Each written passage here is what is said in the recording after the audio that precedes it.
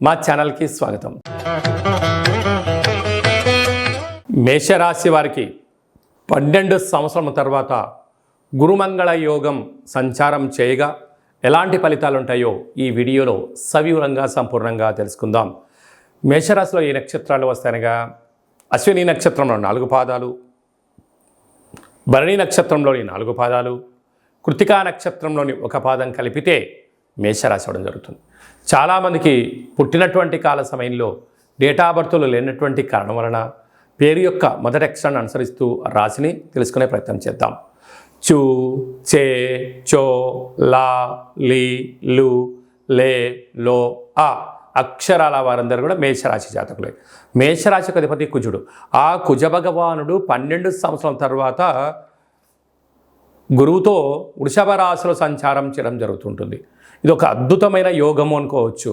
అంటే స్థిరాస్తులు, చరాస్తులు, భూమి, ఫామ్ హౌసు, విల్లాలు, అలాగనే శత్రువులపైన విజయం సాధించడాలు, రాజకీయ క్షేత్రాల్లో కానీ ప్రభుత్వ ఉద్యోగ ప్రయత్నంలో కానీ విదేశాలకు వెళ్ళాలి అనుకుంటున్న వారందరికీ కూడా ఇది చాలా మంగళకరము అని చెప్పి భావించగలరు. అంటే మంగళకరుడైనటువంటి మంగళుడు వృషభ రాశిలో 2వ స్థానంలో ధనావాకు కుటుంబ స్థానంలో సంచారం చేయడం అనేటువంటిది మేషరాశి వారికి ఒకందుకు అద్భుతమైన యోగముగా గమనించగలగాలి.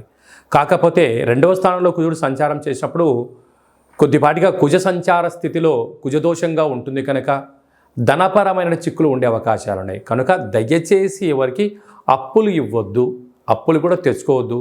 ఉండబడిన వాటితో సర్దుకోపోగలిగితే, ఖర్చులను నియంత్రించగలిగితే మేషరాశి వారికి ఉన్నంత అదృష్టం మరొకరు ఎవరు లేరు అని చెప్పి గమనించగలగాలి.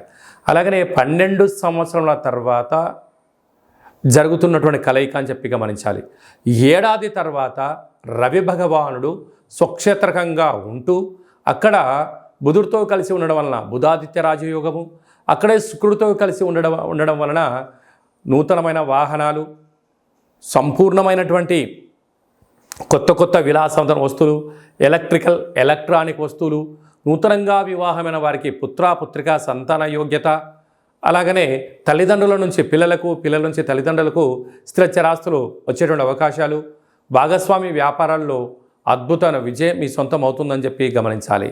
అలాగనే 30 సంవత్సరముల తర్వాత శని భగవానుడు వక్రగమనంలో కుంభరాశిలో సంచారము చేయనప్పుడు వీరికి పట్టిందల్లా బంగారం అవ్వడం, నీటి వ్యాపారాలు, భూమి వ్యాపారాలు, విదేశీ వస్తువులు, transports, exports, software, hardware, animations, creativity రంగాలు, వ్యవసాయ సోదరీమణులు, గృహ భవన నిర్మాణ కార్యక్రమం చేసేటువంటి వారు, ఇంటీరియర్ డెకరేషన్ చేసేటువంటి వారు, ఇంటికి అంటే ఇటుక, ఇసుక, సిమెంటు వ్యాపార కార్యక్రమాలు చేసేవారందరికీ కూడా చాలా మంచి కాలం అని చెప్పి గమనించాలి.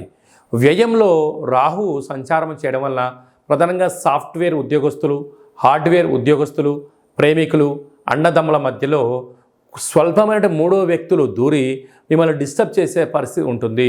కనుక మౌనంగా ఉండండి, ప్రతి విషయాన్ని వినండి, స్పందించకుండా కాలాన్ని గడపండి. అంతా సవ్యమైనటువంటి విజయం మేషరాశి వారి సొంతం అని చెప్పి గమనించాలి.